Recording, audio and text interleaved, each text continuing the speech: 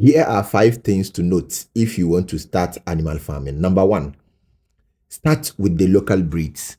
Many farmers say, I want to buy this exotic breed, I want to buy that exotic breed.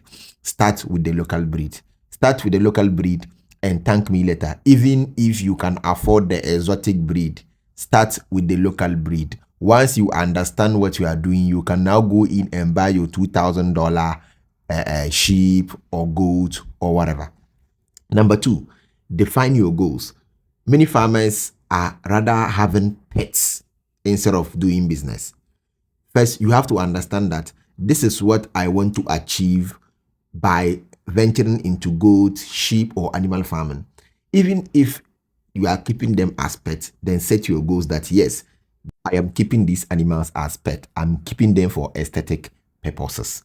Once you set your goals, then you know what to do to achieve these goals. Whether you are breeding, whether you are doing for festive seasons, whether you are doing for local market, whether you are doing for exotic market, whether it's hybrid. Number three, building your pen. Use local available materials to build pen. Most farmers want to copy. It's good to copy good from each other as farmers, but the copying here I mean is that someone is somewhere and the person has built a raised pen with wood. The reason is that, or the probable reason is that the person have access to cheap wood. That is why you are here and the cheap, materials available to you is sand and cement. That is what you should do. You don't have to go to a different country to import wood so that you can use it to build your pen. No, you don't have to build a raised pen. You can build a flat pen if that is what is available to you in where you are. Don't waste money in building a structure. Waste the money in building your.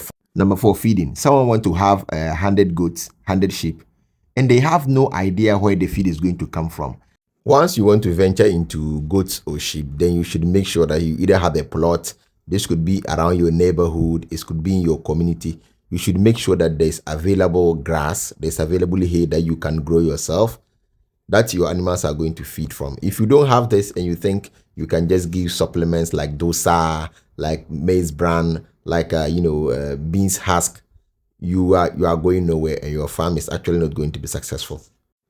Apart from the grass, you also make sure that you have access or you've contacted people that can supply you with feed supplement. It could be the pills, cassava pills, yam pills, plantain pills.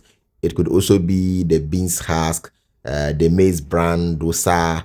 It could be the beans bran, rice bran. So you have access to this to supplement the grass that they are feeding on. While 70% of the feed should come from hay, grass, fodder, the 30% should also come from supplement. That is going to now make the change between animals that are only grazing and animals that are grazing and taking supplement as well.